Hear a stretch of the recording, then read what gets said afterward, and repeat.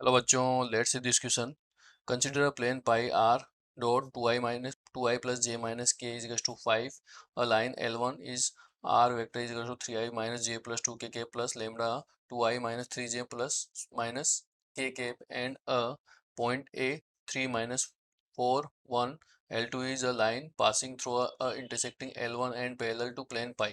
Plane containing L1 and L2 is parallel to Y Z plane, parallel to X axis, parallel to Y axis and passing through origin. ठीक है, तो यहाँ पर ये given है आपके पास कि कंसिडर एक प्लेन पाई करना है आपको। ये आपको दिया हुआ है L1, ठीक है, और L2 की वैल्यू दे रखी है आपको, और आपको मतलब ये पॉइंट दिया हुआ है, और L2 जो है वो क्या कर रहा है, आपके ए पॉइंट से पास कर रहा है और इंटरसेक्ट कर रहा है L1 को, और पैरेलल है आपके पाई के। तो आपको बताना है कि जो plane containing L1 and L2, ठीक है। तो यहाँ से क्या होगा, ये जो है ये हो जाएगा आपका B, ठीक है, और इसको अपन ले लेते हैं A।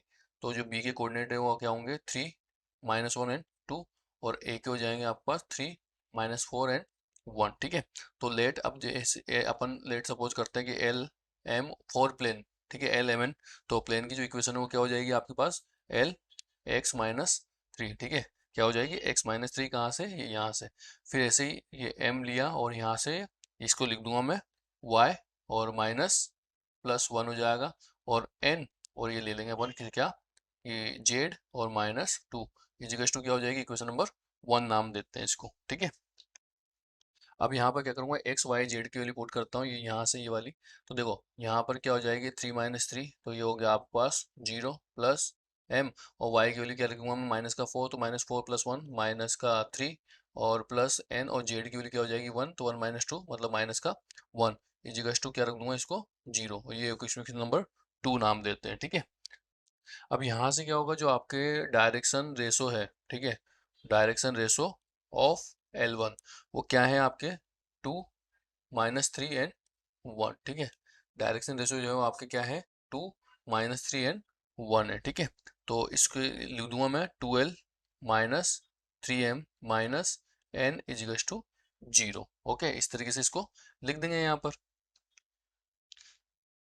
और इसको क्या नाम दे दिया अपन ने, इक्वेशन नंबर 3। ठीक है, तो यहाँ से अपन क्या करें, एल एम एन की वैल्यू फाइंड आउट करने के लिए यहाँ लिख देता हूँ मैं L upon equals to M और एन। ठीक है, और ये अब देखो यहाँ पे करेंगे अपन इसको क्रॉस मल्टीप्लाई, तो ये एल ले लिया अपन ने। देखो इसको देखना, ठीक है, ये वाला पार्ट और इस वाले पार्ट के लिए, तो यहाँ से अपन देखो एल को देख रहे हैं, तो ये गायब हो जाएगा। तो देखो -3 जो है वो -1 से मल्टीप्लाई हुआ, तो ये हो जाएगा आपके पास 3। ठीक है, -1 जो है वो आपके -3 से मल्टीप्लाई होगा, तो ये हो जाएगा आपके पास 3, और बीच में क्या आता है, माइनस आता है। ठीक है, क्रॉस मल्टीप्लाई वाला फॉर्मूला से। ठीक है, अब यहाँ से सेम वही, अब इसके लिए एम के लिए देख रहे हैं, तो यहाँ पे जो है जीरो, जीरो किससे मल्टीप्लाई होगा, -1 से, तो ये क्या हो जाएगा आपका 0 हो जाएगा। फिर माइनस का साइन आएगा, फिर यहाँ पे -1 जो है वो किससे मल्टीप्लाई होगा, 2 से, तो ये हो जाएगा आपका माइनस का 2, तो माइनस माइनस प्लस 2 हो जाएगा। ठीक है, फिर अपन देखेंगे किसके लिए, एन के लिए, तो ये एन वाले पार्ट गायब, तो यहाँ पे अब 0 जो है वो किससे मल्टीप्लाई होगा, -3 से, तो ये हो गया 0, फिर माइनस, ऐसे -3 जो है माइनस प्लस के 2 से मल्टीप्लाई होगा, तो -6 आएगा,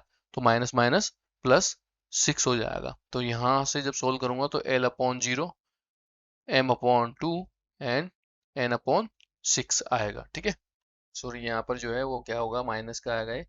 ठीक है, तो ये हो जाएगा आपके पास माइनस का। ठीक है, अब मान लो कि इसको आपने लेबड़ा के इक्वल पुट कर दिया, तो यहाँ से क्या हुआ कि जब इसको सोल्व करूंगा तो L की जो वैल्यू आई वो क्या आ जाएगी, 0 आ जाएगी। ठीक है, ऐसे ही आप आगे सोल्व करेंगे इसको, तो जो है आप आगे सोल्व करा इसको, तो M की जो वैल्यू आई वो क्या आई, -2 लेमड़ा। ठीक है, और अगर N की बात करते हैं तो N की वैल्यू आ जाएगी 6 लेमड़ा। ठीक है, अब यहाँ से क्या करेंगे अपन, एल एम और एन की वैल्यू जो है वो इक्वेशन नंबर 1 में पुट कर देते हैं। ठीक है, तो इक्वेशन नंबर 1 में जब पुट करूंगा तो एल की वैल्यू क्या है, यहाँ पे 0 है, तो 0 पर पुट करने पे तो ये तो हो जाएगा पूरा 0, प्लस ऐसे एम की वैल्यू कितनी आ रही, -2, तो -2 लेमड़ा, और यहाँ पे हो जाएगा वाई प्लस 1 प्लस, और एन की वैल्यू यहाँ से पुट करो तो यह है आपके पास 6 लेमड़ा, और ये हो जाएगा जेड -2 इजिकल्स टू 0। ठीक है, अब इसको क्या करेंगे अपन, यहाँ पर इसको सोल्व करेंगे पर, तो देखो यहाँ से क्या होगा, इसको मल्टीप्लाई किया, तो यहाँ से क्या होगा देखो, तो यहाँ से क्या हो रहा है आपका, जो है 2 लेमड़ा उसको कॉमन लेके 0 में भेज देते हैं,